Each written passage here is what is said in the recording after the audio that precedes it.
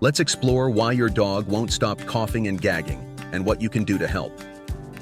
These symptoms can be caused by aging, respiratory and heart diseases, foreign bodies, and even lung cancer. Regular visits to the vet are crucial.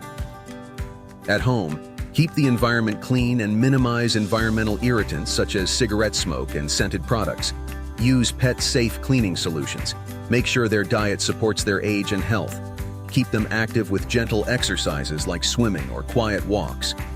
Additionally, consider making their space more comfortable with ramps or pee pads, and always watch for any signs of discomfort.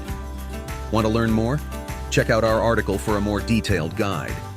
Don't forget to subscribe for more useful tips.